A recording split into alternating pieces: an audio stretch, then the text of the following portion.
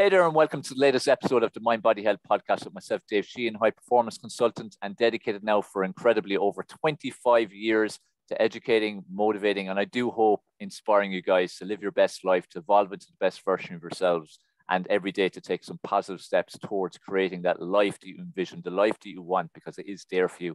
And as we stress in this podcast and in everything I put out there, a key foundation needs to be the mind, body, health area of your life, because it has a huge impact on everything and it has a catalytic impact on every other area of your life as well. I'm delighted to have this very special guest, Dr. James Timmons, on here live from Mallorca. Lucky James over Mallorca, nice sunny Mallorca, while it's raining here in Limerick where I am at the moment. We're very much on the same page on many things. He's big into longevity, how to achieve longevity, living into long old age as we call it. But again, it's only a number. But the important thing is to live independently, to be able to do what you want, be able to move, be mobile. And how do you do this? How can you live till 100 or beyond that? You know, what are the ingredients to do? Importantly, without medication. That's another thing we'll speak about a lot. The kind of world we live in where medication is a huge thing and a huge thing that's literally keeping people alive as much as anything. And a big proponent of exercise has had a big impact on his life. I'm going to hear about his journey, and he's going to share a lot of great information with you. So, James, how are you? Welcome to the Mind Body Health Podcast. Hey Dave, how are you? Thank you for having me. Yes, it's actually nice and sunny here, so I can't complain at all. Thank you for having me on this morning. It's a pleasure to have you here, and I'm sure anyone who's in Ireland, especially Ireland anyway, is quite envious of the sunshine over there. We're recording this in June, and it's supposed to be summer. It ain't like summer here right now. It's more like a bloody winter. But hopefully the sun's coming sometime. So James, look, it's great having you on. Again, I've followed you for a while. I've heard you in a couple of podcasts. I love the stuff you say. We're very much on the same page. You know, you're very much a straight shooter, which I love. What I always do with guests at the start is that we go right back to early years or whenever it was that, you know, exercise, mindset, nutrition, all those key aspects for a healthy, active lifestyle. Where do they become an important part of your life? You know, what kind of stimulation do they have? Different parts of your life, even like we spoke of just before we came live. You know, different parts where it played an even bigger role and kept you going or whatever it may have done. So just share a bit about your own journey and who is James Timmons? Okay, so thank you for the introduction. So yeah, I'm from Dublin in Ireland. Sport has always been a huge part of my life. I'll say sport at the start, and that has changed over time into exercise. But certainly from a young age, obviously living in Ireland, been big into particularly soccer, football, rugby, athletics. So that always formed a big part of my formative years. So I was luckily not bad at different sports, but I was always very into the training aspect of the sport, not just the technical aspect. I always wanted to understand how the body worked and moved. So I tried to improve performance, not just for the technical component of it, but through the actual physical component of that. So that's how was that part of for how you felt, or for the performance, or a bit of both? Do you know what? It's probably a bit of both. I'd say a bit of both. It's a definitely performance.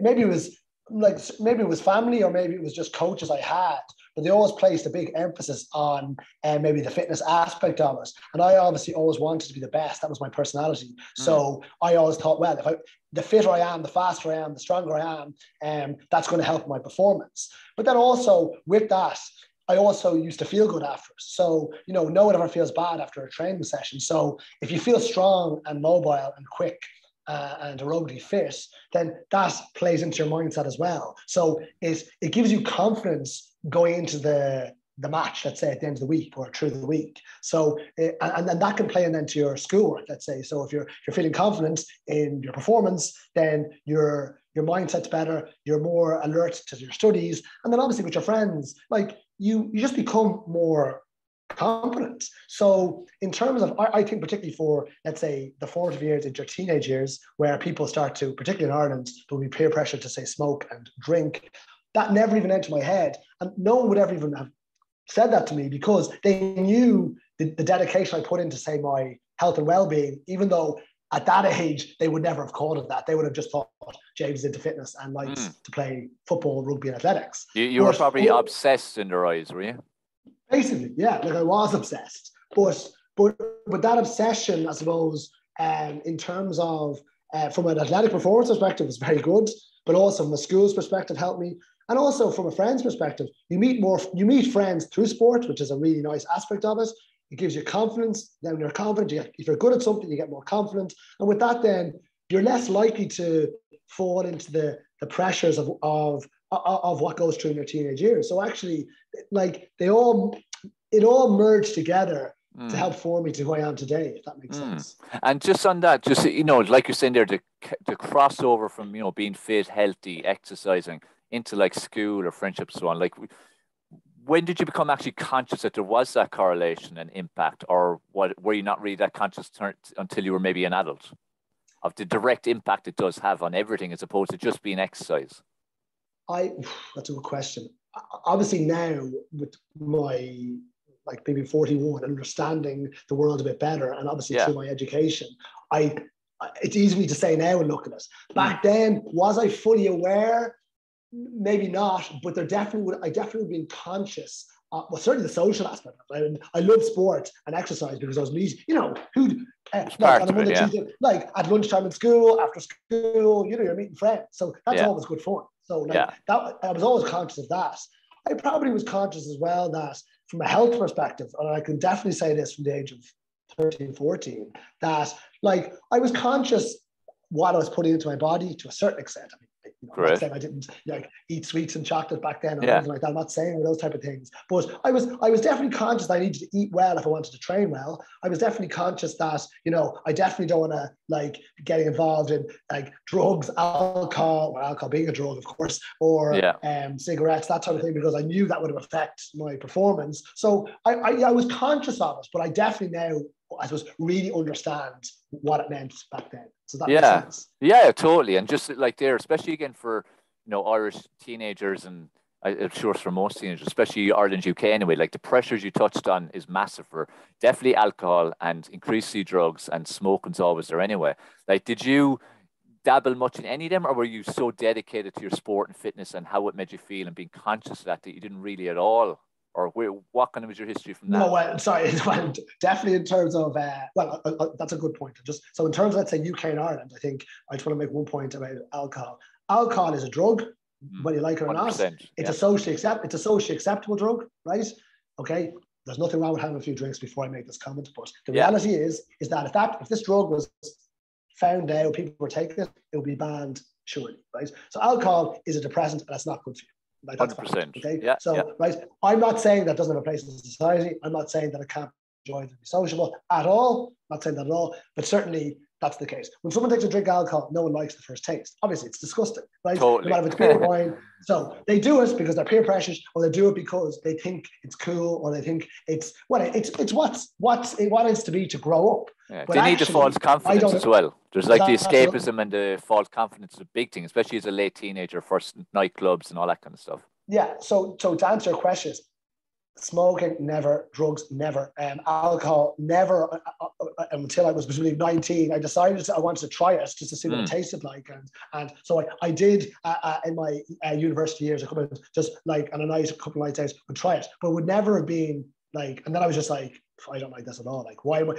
Like, I remember actually, because I was playing for the UCD League of Ireland team at the time, and a player called Clive Delaney, who actually had a brilliant centre back, said to me, he goes, "You're so lucky you don't drink." And I said, "Why?"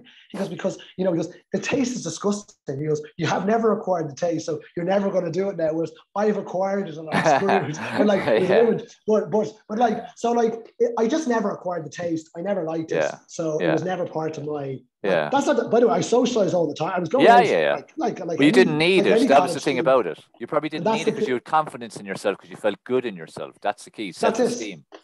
Self-esteem, and you're used to it. And as well, by the way, training and exercise, both from a mental perspective and physical perspective, but you become very body conscious. It's like as you're teenagers, like whether female or male, people are very body conscious. But if you're training and eating well, you're going to be more aesthetically pleasing. I don't mean, but you're going to be in better shape. And being in better shape gives you better confidence. And I'm not talking about going to the gym like as trying to get ripped or sick. I'm just talking about actual feeling mobile, feeling strong, feeling sturdy, walking down the road with confidence. I think that then gives you, that's that courage, the Dutch courage that you need. Not 100%. And this is why, and I know you're big in this and I'm huge in it too, that the key thing for people is to, really start working on their self-esteem, self-image. That in turn creates confidence. Like if you feel fit and healthy and you look reasonably good, as I said, you don't have to be ripped or anything. you're going to stand taller, walk taller. You're just going to give off a better air of confidence. You're going to have more confidence about yourself.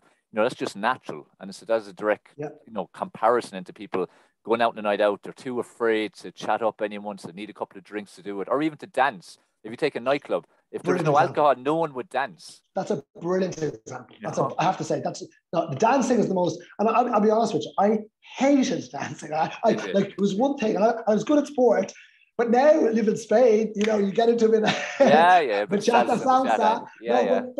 But the thing is, do you know what? Obviously, when you're older, you just don't care. But you realize, dancing's a sport. Dancing is great movement. Dancing is great exercise. So, why wouldn't you do it? Yeah, exactly. But no, it's great. Look, fair play to you in terms of, I know that you had your reasons in terms of fitness and health and all that, and you felt good and you had self-confidence, but it's still really hard to stand up to the pressures here. I know myself, I'm 44, so pretty much the same kind of generation. The pressure's intense, and to stand up to that was good, and to stand up for your own principles and just stay with what you wanted and dabble a little bit in a couple of drinks at 19 and go, look, you know what? I don't actually like this bloody thing, so that's great. And that's great kind of, self-esteem to have, and good mindset, of course. And I'm sure it serves you massively in your career in terms of sport, but also your life in general. It's just so huge. It's one of the biggest messages that needs to be put out there to people. Again, self-esteem, getting away from needing drink. It's okay to have a few drinks, not something you have to never ever have. If you want to have it, cool, but have it for the right reasons. I think that's the important thing. People go out basically get hammered so they have confidence, or to escape life that they don't like. And same with drugs, and we need to find better escapisms, and as I said, work on self-esteem and so on.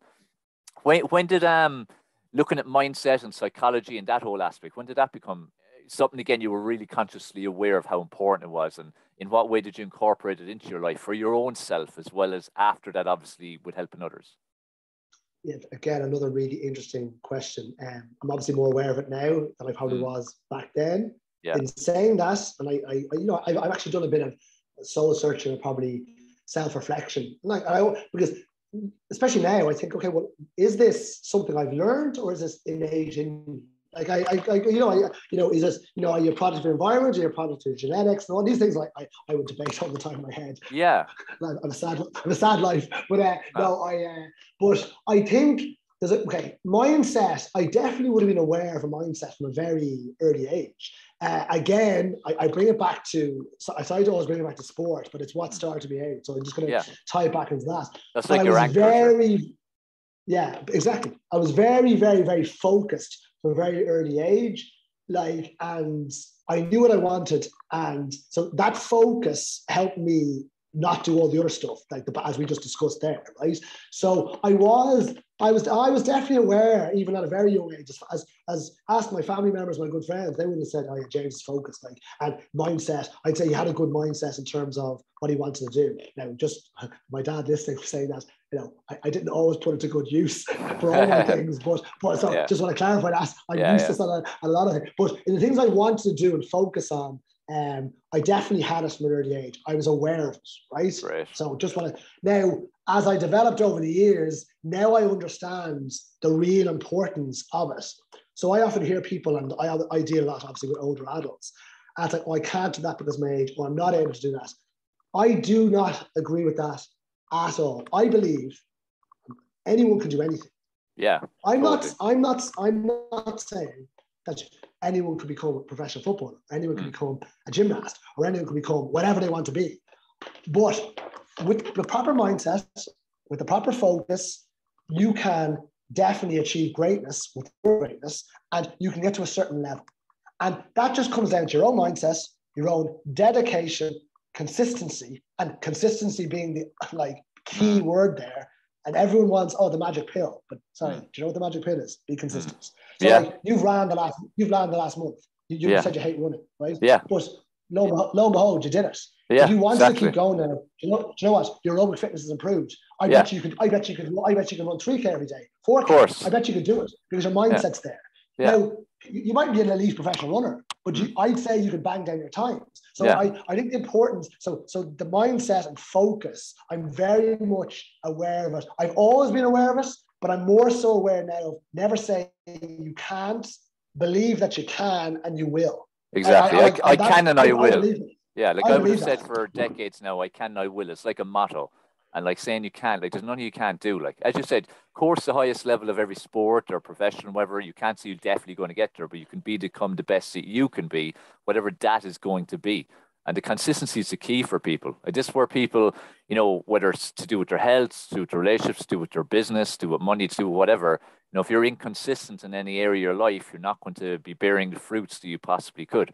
And you're going to have the ups and downs that you won't otherwise have if you have consistency. It's so key.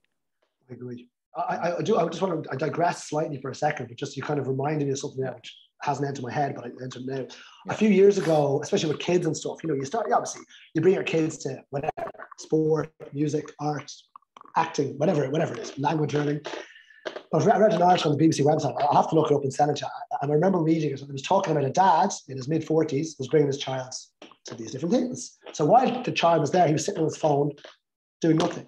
And he goes, I'm wasting my time here. So what he decided to do was whatever activity his child was doing, he would do it as well. Okay. So, and these are things he'd never done before. So like he learned to sing, he learned to act, he'd started learning a new language. Now, he didn't get to elite levels. Yeah. But he made a really good point. I realized that with a bit of dedication and time, like my child is doing, I can actually get better. The reason why adults versus kids, obviously children have they're much more receptive to learning quicker than adults. That is just like fact, right? And obviously, particularly from an athletic performance perspective. But if you get over that fact and just take that aside, it's actually the time commitments that kids put into movements, let's call it movement in this instance, versus what adults can put in because they're sedentary in cars at desks all day. And that is ultimately what it boils down to. I mean, obviously, extra adults have much more commitments or excuses outside of their work, whereas kids just do it because And also to kids, they think they can do anything. Like if a kid's fucking stood in a gigantic wall, I think he can jump off and it'd be no problem. Whereas an adult's actually thinking, shit, I could kill myself here. That's the thing, fear. Like kids have no fear. They think they could be anything. If they want to be an astronaut or professional footballer, they truly 100% believe it. And it's important to think that this actual concrete belief and desire within ourselves gets knocked out of us, that we have as kids as we come, you know, go through the school system, the various world systems, it gets wiped out of us. And then people just live in fear their whole lives. And it's an unfortunate and very sad place to be that the vast majority are in.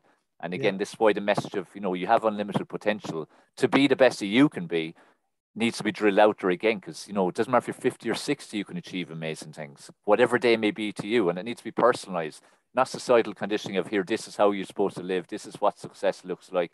This is what happiness looks like. This is what a perfect body looks like. Like, what do those things mean to you is what actually matters. But people need to get the belief again that they can do those things and achieve what is their best in each of those areas.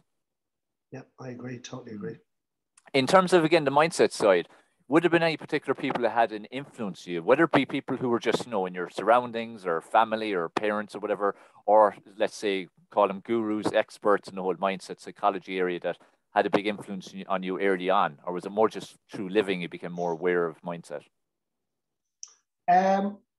Early on, I would just say it's probably like, I suppose, a bit innate, born into me. It was within me because of, as I said, sport.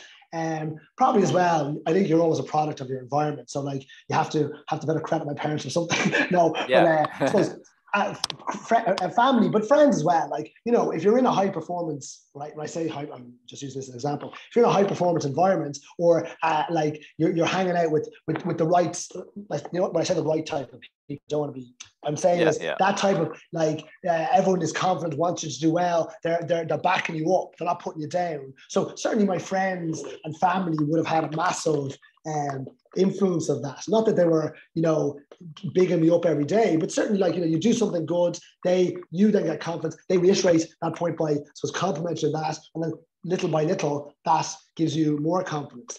I will say though that there is, I do now remember one specific point. So like when I went to university, I studied, so I was based on a soccer scholarship at UCD. I was playing football, League of Ireland, blah, blah, blah. And like at that stage, I was at my most, you know, confidence in terms of everything. But actually my academics at that time took a bit of a hit. I started, you know, I was in UCD, massive lecture halls, because I was used to being, like, I was head prefect in school, small environment, everyone knew me, you know, all the difference, you know, you were the big fish in a small pond. You go to a big university and I was like, whoa, you're in a lecture with 500 people. And I really struggled academically. And I started failing exams and things like this. And I was a real shock to my system. And it was the one time in my life I lost all academic confidence. I write, and it was like for my parents, for everyone, it was genuinely. And then I started to really get into a negative mindset cycle. I'll be honest with you in this. Like, it's an amazing thing now because I think of myself now versus then.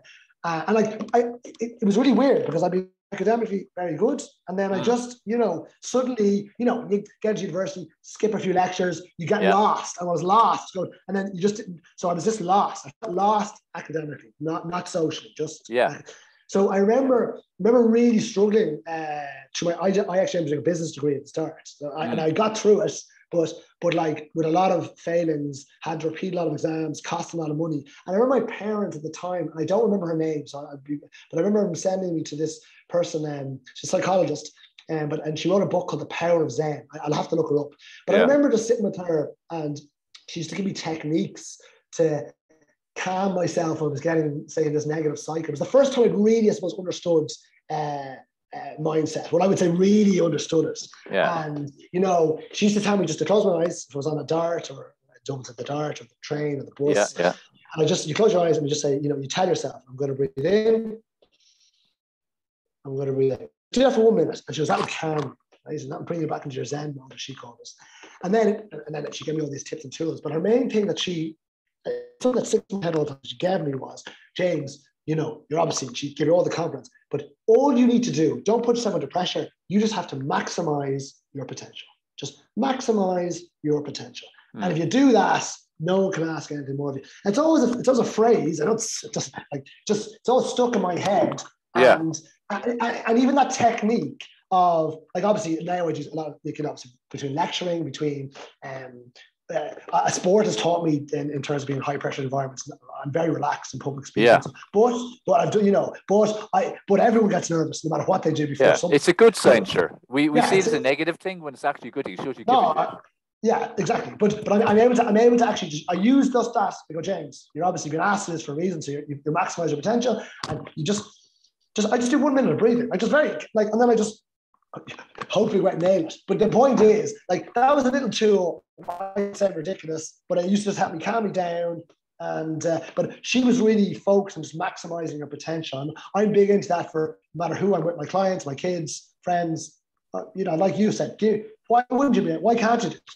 Yeah. Why look at the reasons you can't? Why look at the reasons why you could do it? That's how I look at it. It's an important mindset to get into. Like, that was a great little turning point for you, and I'm sure you grew so much from it. It was a key part of your life too, which put you where you are now. But like, this is the message that people need to grasp. Like I was saying, society says what success, happiness, and so on is. What is your actual potential? What does you want? And you do your best. And all you can ever expect of yourself is the best. If you've genuinely given your best, it's like for parents with their children. That's the message to be driven into them. It's not about the grades you're getting, not about where you end up in sport, if you do sport or if you do music or whatever. Did you genuinely do your best? And if you did, then fantastic. Like, if you end up with a D in everything, but you couldn't have given any more, fantastic. Right. Whereas if someone, for instance, could potentially get an A, but they end up with a C or a B minus or something, they're not realizing their potential. They're setting a precedent for themselves where they kind of could be here, but they're staying around here. It's about realizing your full potential is what life should be. It's funny you say that. There's two. I just want to, again, I often digress. I apologize in advance. No, keep doing this. There's 2 points there that I'll say though. That I remember one time back in my teenage years, I ran a race, and I ended up. I was pipped on the line to win the race. Right. I remember everyone going, everyone's congratulating the school. You came second, and I was so peed off. Very disappointed in myself. And people were looking at me going, look at him. But you see, my mindset at that time was, I haven't maximized my potential because I didn't give my best, but I mentally switched off. And I won't go into the details. Yeah, but the point was that, so in the race, I mentally switched off, and that's what happened. And and by doing that, I was beaten. If you'd given your best, I've often done things I've come, and I've been delighted with myself because I know that's as much as I can do at the time. But I remember that's one aspect. I also remember now as a parent, really good point, especially I have an 8 and a 3-year-old, particularly with Alana, my 8-year-old. I always say to her, like, she comes back and I get that in Spanish, mis notas, and I go, to be honest with you, I actually don't care what she gets. No, obviously, of course I want her to do well, but I always say, Alana, do you understand doing, right? That's the first. You won't actually understand it. You're not just learning this off by heart. And if you do that and you're doing your best, for me, honestly, you're going to do well in life. I know we're all tied to grade, but I'm that's in for university purpose, and I've gone through the full academic, so I know. Yeah, exactly. You have. So I'm not trying to say that academics is not important, but I'm just saying that if you understand the concept you're trying to do or whatever it is, and you give your best, what more can you do? Yeah. And it's like what I like touching on what you're saying there, you know, what I stress to people always, and especially to my son, is since he's a small young fella, is attitude. That's all that matters in life, and everything you apply yourself to, and especially things you don't like to do. Like, because in school there'll be subjects you won't like and you shy away from, but you still need to put in the right attitude with it. Attitude with the things you do like to do. Attitude if you play a sport. Like that, if you're running a race, there's 8 in it and you come 8, but like that, you generally did everything you could. You showed the right attitude. You know, so attitude is what gets you through life and it gets you to achieve, again, your best potential, which, again, in life, that's what we have to strive for. Not going by, again, whatever these bars are that are being put there for us. This is what you're meant to reach. What's your best? What's your potential? Yeah, totally agree. It's all attitude. So, look, your exercise has always been a big part of your life, as you said. Always been involved in sports. Exercise has had important factor in your life at different times. You know, we spoke a little about it before we came on. You know, what were different moments in your life where exercise was a key thing? Where it be, you know, it was key for your mind at the time. It was key to get you over some maybe challenges or dark times. You know, where did exercise have a big part to play in different aspects of your life or phases of your life? Yeah, I think let's take out the sporting aspect now and kind of focus more on So I'll kind of just I'll progress into this and then answer your question if that makes sense.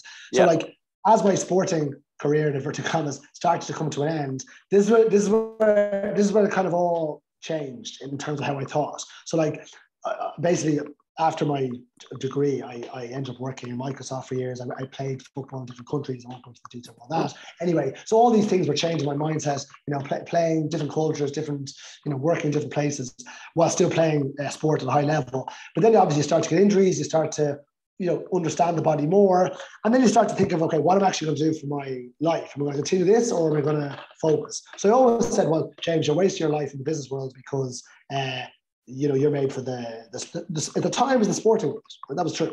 So I went back and studied sports science, and I was working at the same time, which is obviously, this is where exercise comes into it. So I'm just clarifying this. And then I moved on. And then, so from that point, let's take out that point. So kind of late 20s, still playing sports, but when you're working many hours and you're studying full time, you need releases. So at that stressful time, exercise, sleep and nutrition became key to my survival. Okay. So in terms of particularly exercise. So I knew that to de-stress myself, basically, I started to realize, like, people thought you're addicted. I go, yeah, but actually I realized, geez, I'd be stressed. Go for a run, go for a cycle, go to the gym. Oh, what was I worried about? And that was the real thing starting to be. I used to just be like, some people would go home and drink at night time. I would exercise.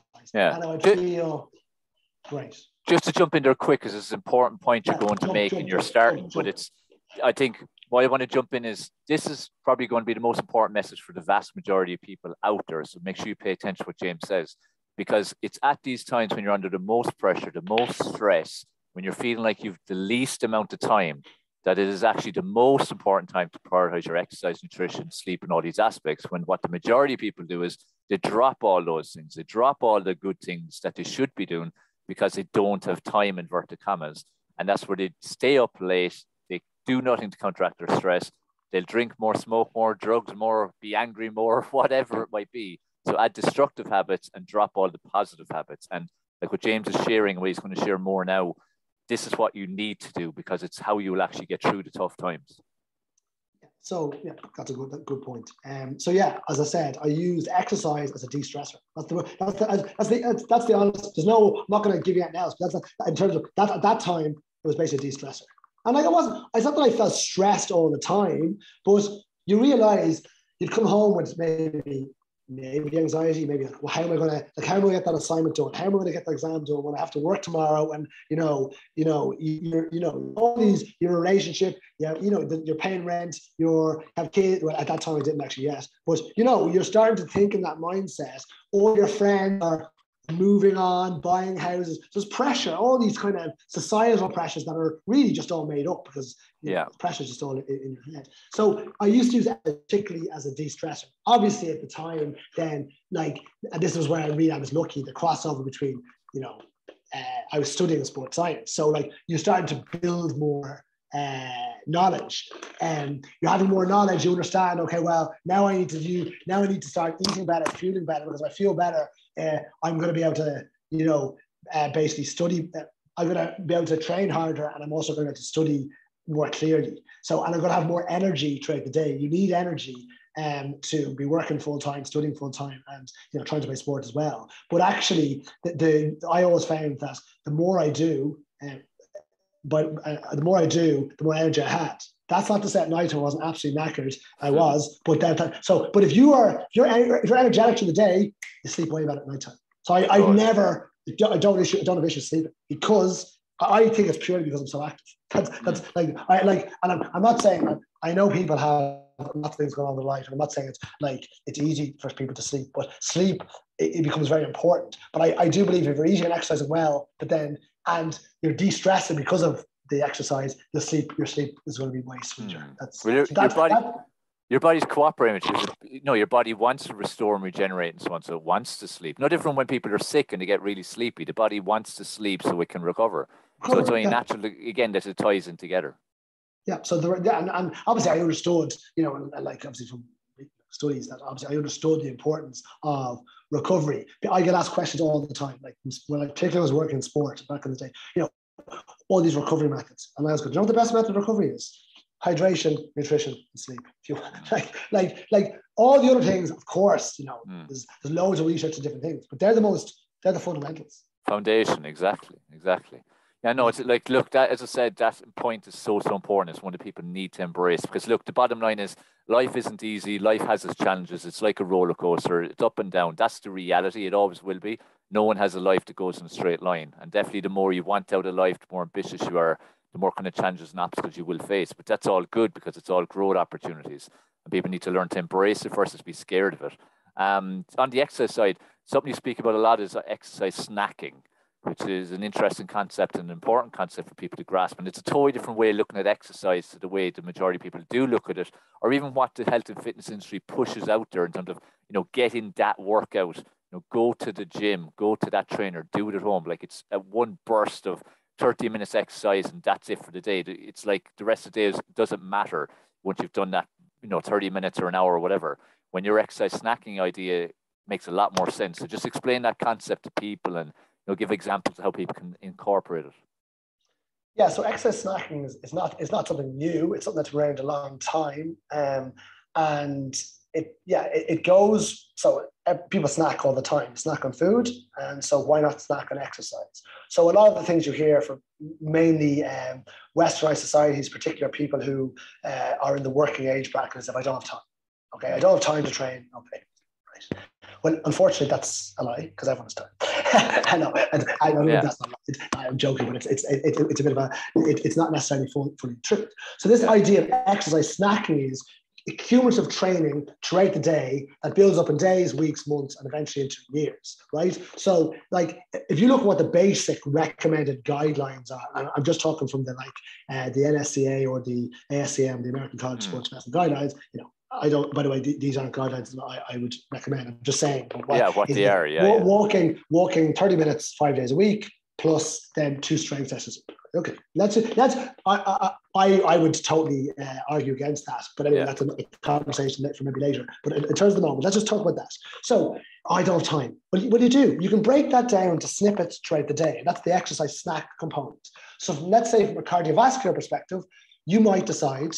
Right? You might decide at 6 time points throughout the day, you're going to walk for 5 minutes. That could be first thing in the morning. It could be mid-morning snack when you get your coffee. It could be lunchtime, mid-afternoon, dinner time, and then supper time. Whatever. So that's an example of 5 minutes. The beauty about that is that if you walk for 30 minutes straight, you're probably going to walk at a very low intensity. At 5 minutes, you can up the intensity levels, right? So that's the idea of what exercise snacking is, right? You can pick the length of the snack, you can pick the times of the snack. I wouldn't recommend that type of snacking process. I would probably recommend if you're snacking to break it down to maybe 3 snacks throughout the day. So maybe like before breakfast, or before lunch, and before dinner, or mid-morning, mid-lunch, and then before you go to bed. Those type of things. And within that, then you have like a plethora of things you can do. You have endless possibilities of what you can do. So from a cardiovascular perspective, so i.e. things that are going to raise your heart rate and let's say work on your cardiovascular system, which is extremely important for aging and living longer. You can do anything from walking, from running the spot, from jumping jacks, from jumping, from stair climbing, from anything like that, from a stationary bike in your house. So all those things would be a way of getting that snack in of cardiovascular work. From a strength perspective, then, it depends. You could have, but let's talk about, forget about having equipment.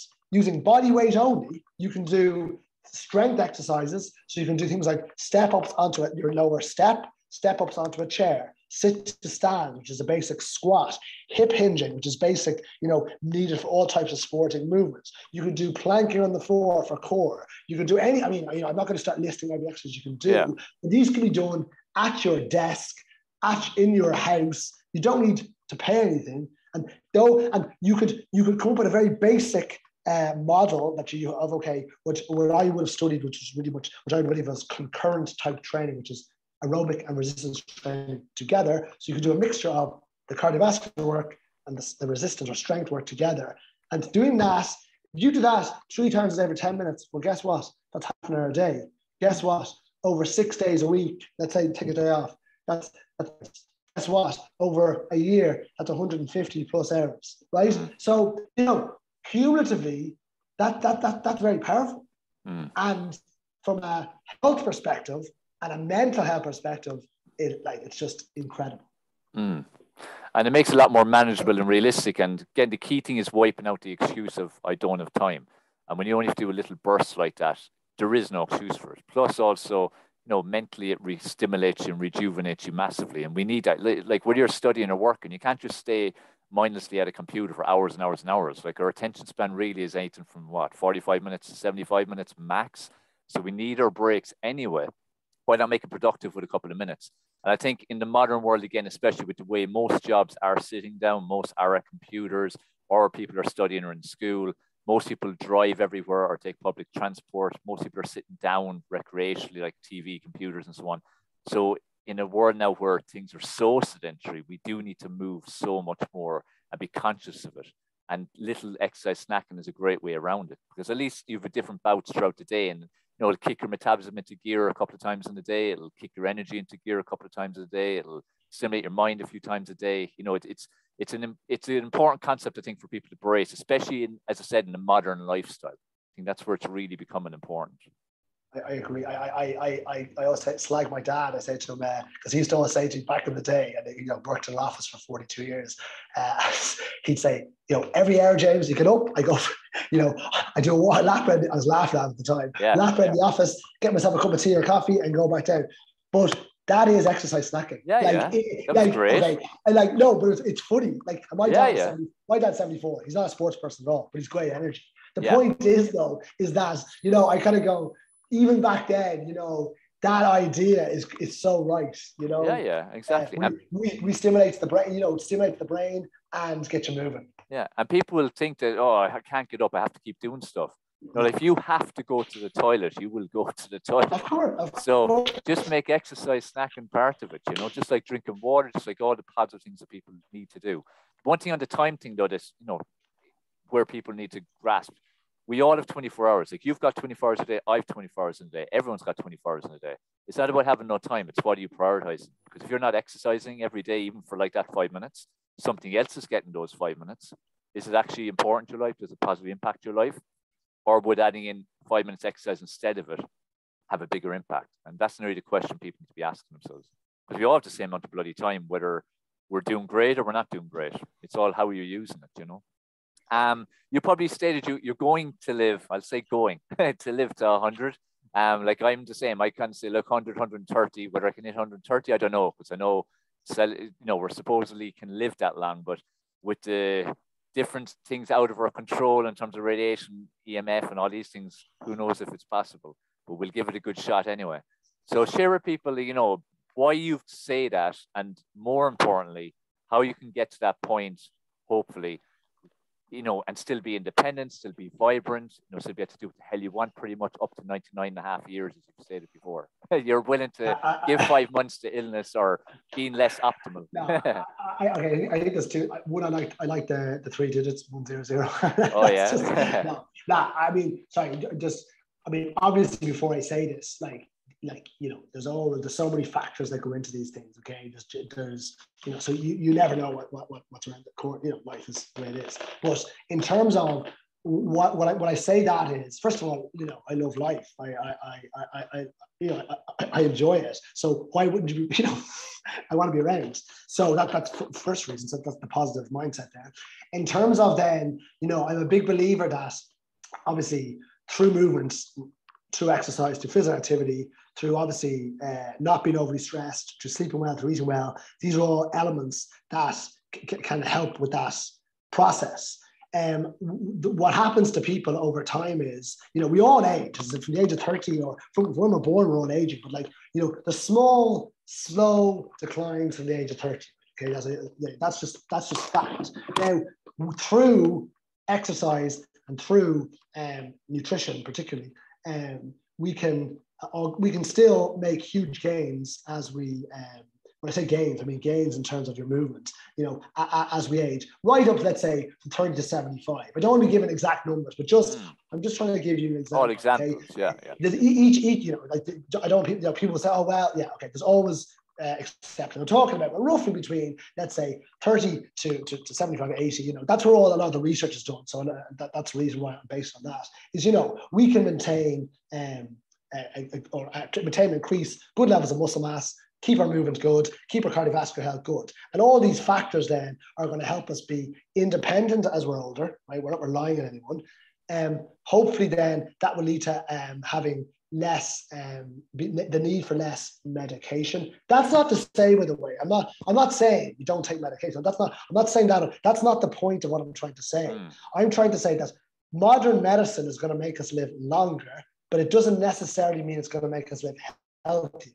So we're really trying to match this phrase that I've coined is, match your health span to your lifespan. So your health span is your living years in health, and your lifespan is your living years. So if you're living that long, in living, you want to live that long in health. But if you're only living that long in health, then it's just then you're not good. Then you're not going to be in good health, good condition, bad mindset, and you're going to not enjoy the last 30 years of your life. You're only existing, and that's the unfortunate for too many people. They're just existing. Yeah. Now, as I said before, 20 to 30% of what happens to you is genetic. So, people are going to get lifestyle-related diseases. People are going to get things that go wrong with them, and that's some people just there is nothing you can do, but that is going to happen. And I'm not saying that's not going to happen at all. But all you can do as an individual is maximize your potential. And maximizing your potential, as I said, is giving yourself every opportunity as healthy as you can. So if you do all the right things in terms of your nutrition, in terms of your movement, in terms of your physical activity, in terms of your exercise, well, then you're less likely to be on medication. You're less likely to contract a lifestyle-related disease, okay? And, you're more likely to have a positive mindset. You're more likely to be socially independent.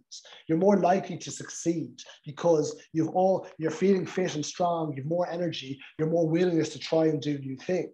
So it's this cycle, right? So unfortunately, and it's not the fault of anyone in particular, it's just the way that, let's say, particularly the medical world are thought, how they're educated is, and I'm hoping that it's changing, but it's slow. Academia is slow to change. Is that they're taught in a certain way. Pharmaceutical companies have a huge say in how the world runs, as we all know. So, it's like they're learning in one sense, and they're saying you're a product of your environment. Then there's pharmaceuticals as well. You have this, that's going to cure that. So that's what they prescribe, and I'm not saying it's a bad thing. But I'm saying there's alternatives. I'm saying that, yes, you may need to take medication, but a doctor, while prescribing medication, should be prescribing exercise, should be prescribing, if they don't know, referring you on to an exercise specialist, referring you on to a dietitian, nutritionist, who that is part of this overall lifestyle and well-being that's going to get you healthier. The pill might reduce pain, right? But the exercise is the opportunity to strengthen up then that you don't need that pill anymore for life. That's how I would like that. That's a very basic way of but it's so true. But like the big problem, as you said, the medical world is taught and educated in a certain way, and that's how they're taught. And like anyone who gets educated and goes into a job, they follow what they've learned more or less, whatever occupation may be. So it's not necessarily their fault. Some maybe need to be a bit more open-minded, look at alternatives, things like that. But also then they're limited how much time they get with patients. And they're taught that literally someone comes, I have a pain in my toe, nearly in their head, okay, the textbook, what medication do I prescribe for this? Sign their name on the medication, off the person goes to the pharmacy. That's the conveyor belt that we live in right now. When it needs to be, instead of it being the very first step, it should be the last step that's necessary. That's where medication, of course, is a very important role in our lives and in the world and so on. But it shouldn't be the first step, which is as it is. Like, how about looking for what the bloody cause is, no matter what the issue may be? And the cause is never addressed. And again, doctors not educated in this area. They're not, they're not even pushed to ask those kind of questions. And people need to start asking that of themselves even, as opposed to even having to rely on doctors. Because as you said, it's slow to change, and will it ever change, especially with the kind of influence that pharma has? It's a hard one to see if it will or won't happen. But if it does, it will be very, very slow. But we need to start looking at causes more and then address what the cause is versus like the Band-Aid, which a lot of the stuff is. It's just a Band-Aid. Yeah, very good. I have to say, I couldn't have said it better myself. Very good. In terms of the now, time is an issue for GPs and stuff, so I'll give them slack on that. But I agree, they're not looking at the cause. They're just looking to find a quick Band-Aid solution for the issue. So it's like, okay, tick, they're done, they're gone. Yeah, that's it. As I said, it's not. As I said, it's not necessarily their fault. It's just the system they're in. Exactly, it's a system, and they're just following what they have. Like I'm not sure how it is legally in Ireland. I know America is very, very strict legally in terms of how much time they get. It's something like, I don't know, it's 6 minutes or something insane. I think Ireland's meant to be 10 or 15 minutes. And I know in my own experience, knowing doctors, knowing of doctors or having doctors, the one or two in my life who I've seen who have given more than that, who even might have given 30 minutes or an hour, they're lambasted nearly by people as to why are they taking so long? I have to wait so long. When they're actually doctors who are being open-minded, looking at the whole bigger picture, and in reality, giving better service. And, also in reality, they're sacrificing their own income because they could be earning way more money, but they're actually genuinely wanting to help people or being open-minded in how they can help people. So everyone's got a part to play, both the consumer as well as the doctor themselves. Yeah, I think when you medical, I mean, it's a difficult one for them because obviously the cost, they need to make a living as well, and they've studied hard and they deserve to make a good living and they're doing a good service. So like ultimately, it would probably then boil down to, as you said, having half an hour appointments, but you're taking a more holistic approach, looking at the problem. Obviously, then you're going to be charging premium price. So if it's a private setting, that's okay. If it's a public setting, then that becomes more challenging for the government. So it's a vicious cycle. It's not as straightforward. But anyway, that's a conversation for look, it's a big thing. The whole system is a huge thing, and there's lots of flaws. There's lots of stuff that will never change, and stuff that the people themselves have if they realize that the power to make some positive changes in. And everyone, at the end of the day, everyone has to take personal responsibility for their own health anyway. There's so much people can do to improve their health and well-being.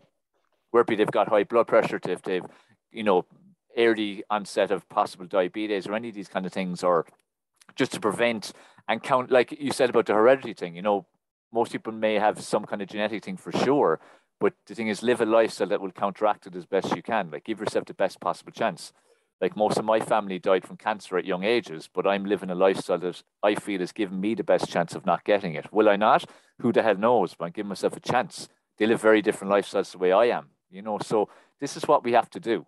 If you were given like a prescription, for people, I know we've spoken a lot about the exercise, but, a few other basics, like a prescription for people to, live hopefully a long, healthy life and to, good old age, and importantly to still be mobile and independent, be able to do what they want more or less. What kind of prescription would you give? What are the most important pointers? In terms of overall, just in general? Yeah, overall, like as if it's a prescription. You're writing out a prescription for the general average person. Because, of course, like you said, there's exceptions. There's exceptions. There's people who smoke and drink their whole lives, never bloody move, and they live till 99. There's people who have healthy lives. Well, they seem healthy lives, will die at 30. So there's always exceptions. But for the vast majority, certain things will impact them positively and certain things will impact them negatively. And that's the reality. I mean, I think it goes down to the four basics they always go down to. I mean, if I was sitting down with somebody and prescribing, you know, a healthy lifestyle, you know, obviously I'd be looking at, so I prescribe them a daily exercise routine. I prescribe them an appropriate nutrition strategy routine for them, which is, again, very much overlooked, and people do not eat correctly in general. And they all think they do. Oh, I have a healthy diet. And I go, well, yeah, not quite. I obviously then, in terms of recovery, so sleep, so important. And then obviously to try and not be stressful. Now, I'm not talking, everyone, some stress is good for you. So what I'm talking about, that's constant anxiety stress I'm more talking about. So they all feed in together. So I would give them specific aspects of that.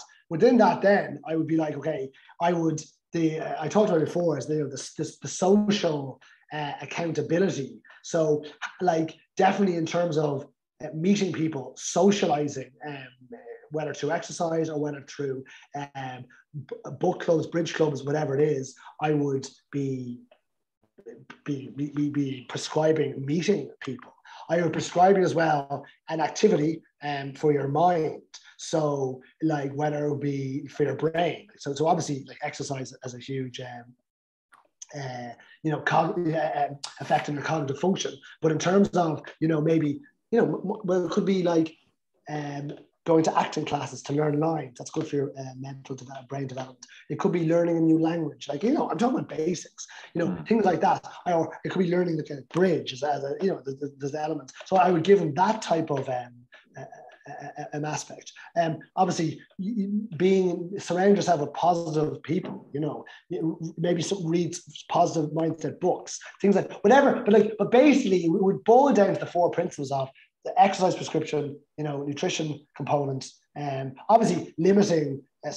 Within the nutrition would be like limiting their, particularly if they're Irish or UK based, would be limiting their alcohol intake, because it'll be invariably too much in general, of course. And then obviously their recovery, sleep being really important, and then obviously their stress. I will say one thing with sleep, like if you have kids, I understand with young kids, you're doing bottles or changing nappies and all that. Like I understand, we've gone through it. You've gone through it, yeah. I'm still going through it. I'm not saying that I get a full night's sleep all the time. No, of course, like that doesnesn't happen like that. Yeah. Like I woke it up sometimes, but you go to bed early enough, at least then you're going to get, in terms of lengthwise, you do the best you can.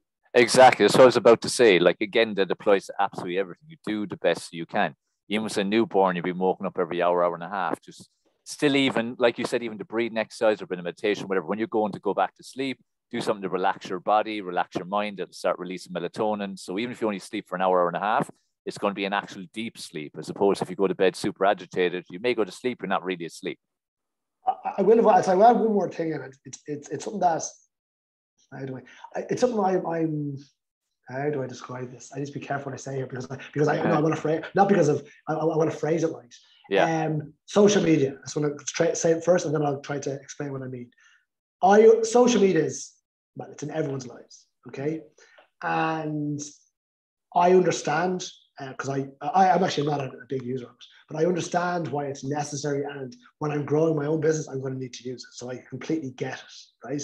But I do believe it can have huge positives. So like when people like you are talking, very much has a positive influence on people, happy pair guys, whoever it is, whoever people, Joe Wicks, whatever, I'm just throwing out names here. Right? It doesn't matter. But I understand that has a huge positive impact. But it also has a huge negative impact. And even me, who doesn't use it, when I'm not doing something, I find myself flicking on Instagram. Like I don't have Facebook anymore. I don't use social media in general. I don't use Twitter. I'm not saying, but because I find that I don't feel great after looking at it, because I find that you're getting the same message over and over and over again. It's just a cycle of so I do think limit your use of I won't just say screen time. I'd say what you're actually looking at, and I do worry for my kids. Yeah. I'll be honest with you about social media. I think you have to be very careful. And it goes back to and just go back to the teenager. I think, you know, in terms of body image consciousness, in terms of bullying, in terms of like how people feel about themselves. I know for my daughter, even saying this, oh, you know, they get worried. I'm thinking to myself, my God, she's worried about that. What's going to happen when she starts posting stuff online? Like, yeah. So I'm not sorry. I haven't. I don't. I can see the positives of it, certainly. And I'm not saying it's a bad thing, but there's a lot of negative. I think people need to be. I think as adults like you, or I think we are able to handle this to a certain extent. To a certain extent, I would say. But I think younger kids need to be very careful how it's consumed. Totally. Yeah. Like people have to be quite disciplined, really, to, you know, effectively use social media, let's say, whether it's as a consumer or a business or whatever. I agree. Actually, you just get sucked in too much. And definitely for kids, like in reality, it'd be great if they didn't use it at all. That's never going to be a reality because it's part of their lives. It's what exactly. With the pressures, like parents really have to be mindful of what their kids are consuming and control as best they can, be aware of it as much as they can, speak to their kids openly about it. And, you know, if they're having any issues, make sure you talk to them. Like open communication is always going to be very important, especially with kids. It's a part of our lives. That's just how it is. But we have to just be more disciplined and careful with it for sure. Like everything you said there is 100%, because it can be so toxic and negative. And as you said, suck you in, time waster even. When people want to say they've no time, look at the time wasting aspect. It's unbelievable. And then the impact of self-esteem and self-image, which we've spoken about a few times, you know. So it's something to be very, it's like a lot of stuff that's happened over man, let's call it, you know, stuff that's created. It's amazing. It's created. It has so much positive potential, but unfortunately a lot of these things are used for negative things, you know, and that's just the cycle that has always been there throughout history. Yeah, I think the last I'll say with social media is saying this is I agree with everything you say. I think that, you know, I think if you're following the right people, right, and they're giving you the positive mindset, I mean, that's obviously that can only be good for you. But as well, you have to realize, and you'll admit this yourself, like, you know, no one, like, you could be in bad mood sometimes.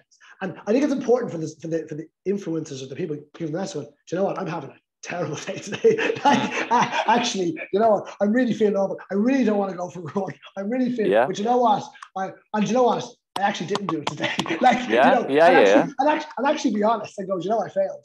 And I think, you know, be a bit real and then say, well, no, I didn't feel like doing it, but I did it and actually feel better. But I'm not, but actually just be honest. And I think that if the people giving the message are honest and sincere, then I love it. But I just don't think that's always the case. No, Jesus, nowhere near. Like authenticity is so important. And the good thing is there is definitely a bit more authenticity, but it's very slow. Will it take over eventually? Again, hard to know, but there is unbelievable amount of forces. But as I said, the positive is at least there's a little bit more authenticity out there, a bit more, or a few more authentic people who are genuinely, like you said, Sheahan, I'm having a crappy day. I didn't do the run. I didn't do this, didn't do that. I'm only getting back to track because people put people on pedestals, and the reality, we're all just humans. We're all the same people. It's just we have potentials, whether we're realizing or not. And that's the thing for people to see, not put people on pedestals. No one should be on a pedestal. You know, admire, respect, be inspired by, but totally. They're still just another human being. That's all they are. You can do the same, and that's the message people need to get from it. You know, I would agree with that.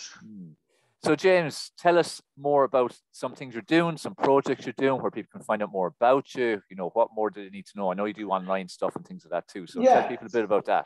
So mainly, like, obviously, I came from. Well, like, you know, just to give you a briefly go back, it's just that, like, I did after sports science, I kind of went into a master's in strength conditioning over at the University of Edinburgh. So I was very much geared towards this. I'm saying this for a reason, you'll understand in a second. But I was very much geared towards the sporting performance and trying to prolong my own playing career. And then I realized I kind of luckily worked in a place called Medfit Proactive Healthcare, which is a medical exercise gym in Dublin, which is amazing. And it was founded by a guy called Barry Walsh and John Murphy. And they had this vision of this exercise as medicine, and it's still running to this day.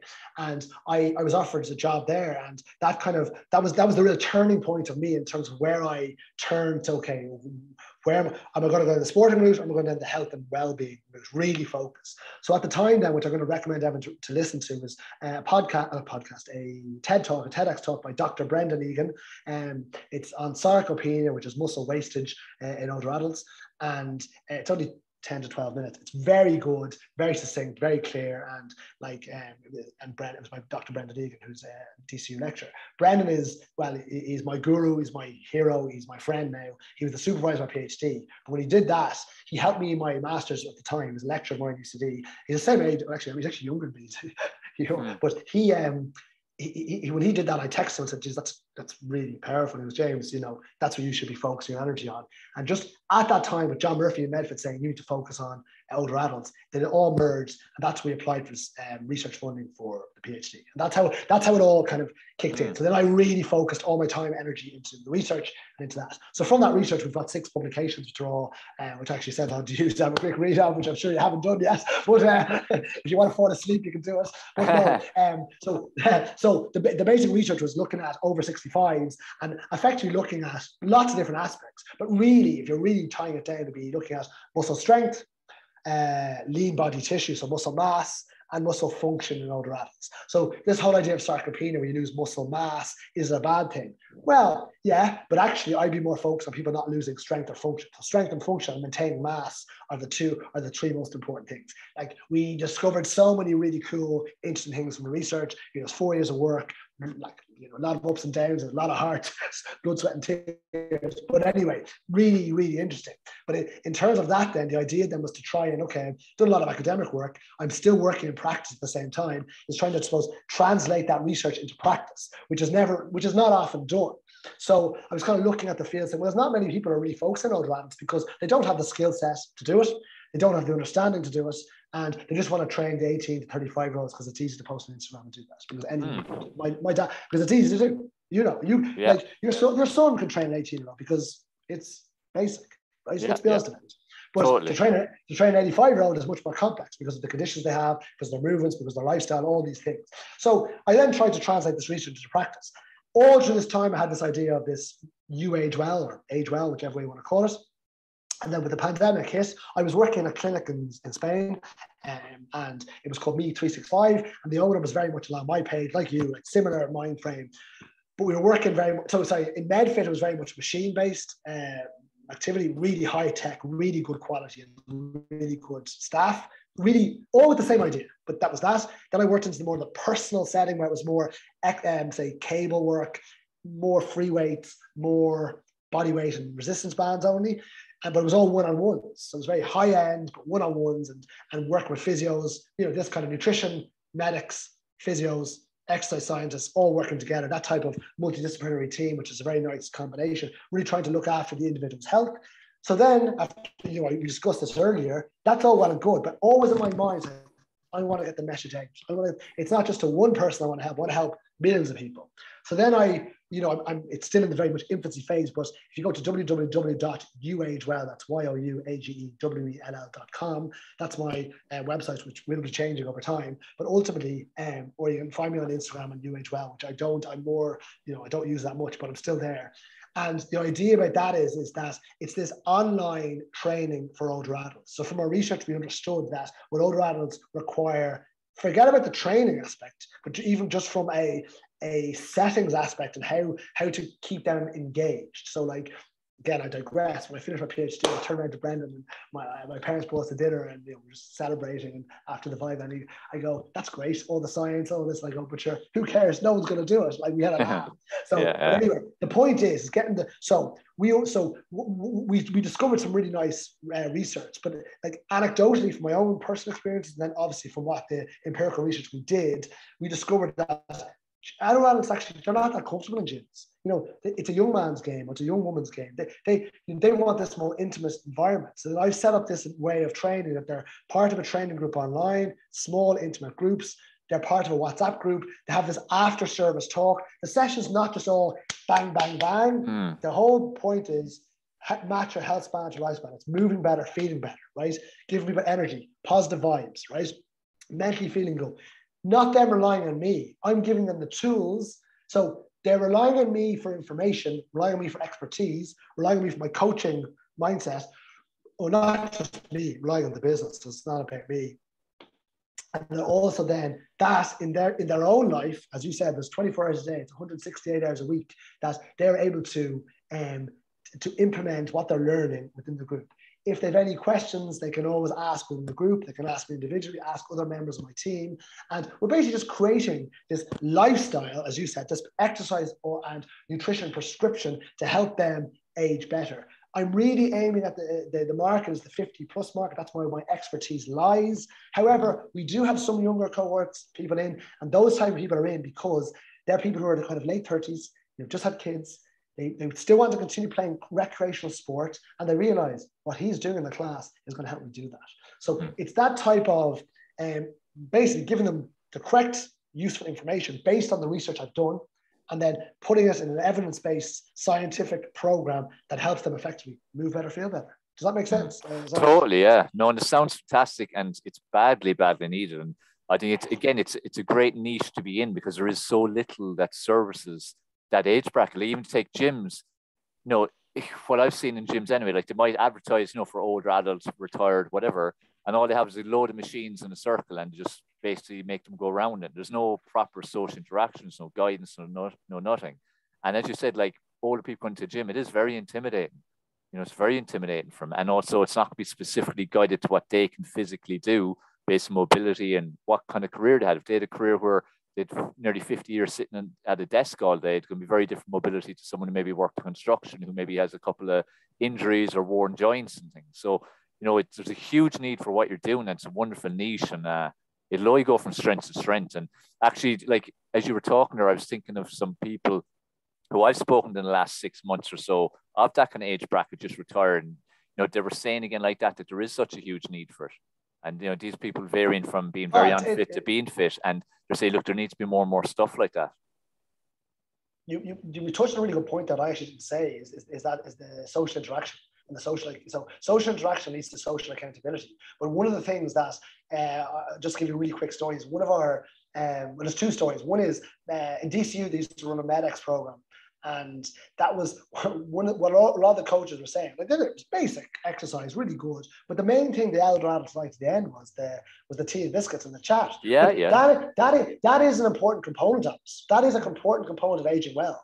The second point is, we did a study, right, of this, anyway, I won't go into the details now, but what we did was, we took all these measurements, and then they were heavily involved. Like, they were really well looked after, right, in terms of, and we went to other GPs, gave them all the results in terms of blood, everything, like literally, the full MOT, the full words. And obviously they were training us 3 times a week, 12 weeks, blah, blah, blah. We then did, these were educated people. We then did a follow-up a year later. And the results were just unbelievable. Like, they had regressed in everything, right? And I'm going to give 2 things here. One is that only, like, I'll ask you actually, just a matter of evidence. Out of like, say, percentage-wise, how many people do you think these people now were trained 3 times a week for 12 weeks, right? Well looked after, and they all saw ridiculous results. So improvement in body composition, strength, fun, all these things. What do you think the percentage of people stayed on in resistance training? Just on their own, is it just working by themselves? Or go to a gym, any of them. What would you say? Have a guess. 30%. Right. Yeah, I would have thought I would have said that it was 19%. So 19. One in every 5. Right. Yeah. And actually, I at the time was shocked. And then Brendan goes, do a bit of research on that. I actually went around and looked at research projects that have been done, obviously, because you have to back up your stuff.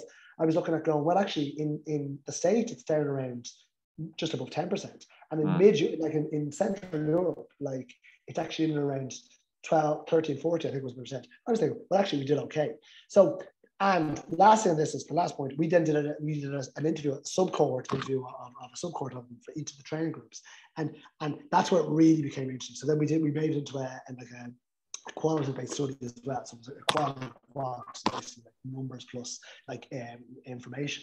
And it was really interesting, the things they came back with. Like, you found out the reasons why they didn't go to the gym, like why they didn't go back, what would stop them, the barriers to entry. So it just has really opened up my eyes to like what older adults think. But it's that there's the social. A club is a social element. A gym doesn't really have a social element. No. This one guy, and he said we had a training. It wasn't just me, and he goes, "Oh, like you guys are so good." And I said, "Why? Like we were just here." He goes, "Oh no, because I thought," this is him quoting him, "I thought the gym was this Charles Atlas type," and I was like, yeah. Who the hell's Charles Atlas? He's the bodybuilder, you know, like, right. And he goes, like, but the funny thing was, but it's true. Yeah. But that's the perception of a gym. Yeah. A gym for me is nothing to a bodybuilding. Yeah. A gym, and that's what most people do, by the way. A gym is to move better, to feel better, to feel better. That's how it should be. Like even what you're saying there, like when I was growing up, when I, teenager, my impression of a gym was all that. It was just all knucklehead bodybuilders, and I'd look like a total fucking idiot going in with puny little weights, and that's what was causing me huge resistance to go in there, until a friend of mine kept at me, and eventually I went to the gym just to shut him up, to be honest. And I went in that one time and I never came out again. So there is definitely that perception of whatever age. So that's definitely a barrier to entry for a lot of people. It was interesting. Again, the research showed that for you. Yeah, it was good. It was interesting. Anyway, it was just coming. Yeah.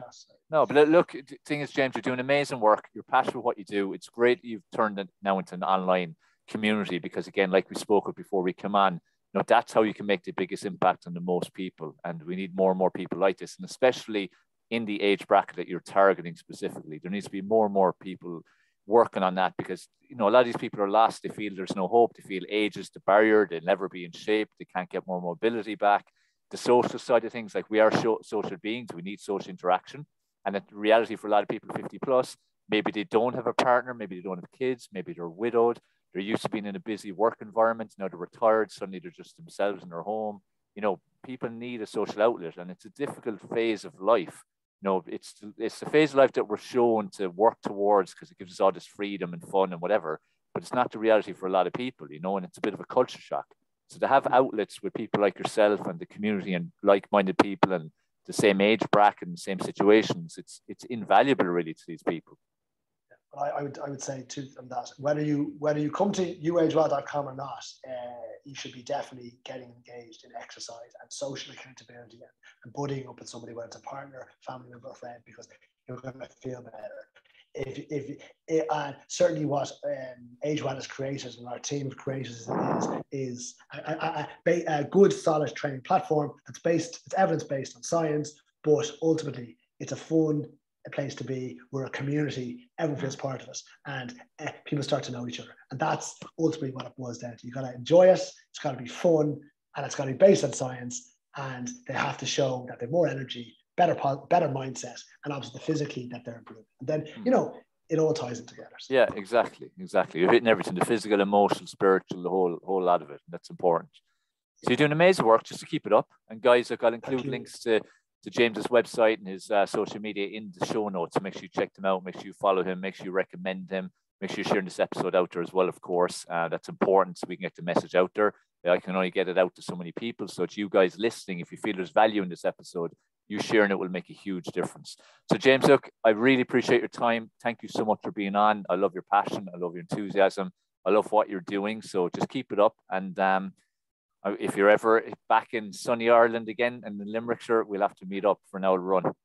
I'll tell you, first of all, thank you for having me on. I really enjoyed this. It was great to chat to you and share a good conversation. And when I'm back in August, so maybe I have a few friends out in Limerick, so it might be an excuse to go down. Exactly. I'll get you running 5K, right? Exactly. We'll push it up. Exactly. So good stuff. So I say keep up good work, and thanks for being on. So guys, hope you enjoyed this episode. I expect you did. Make sure you put into practice the stuff that we've spoken of.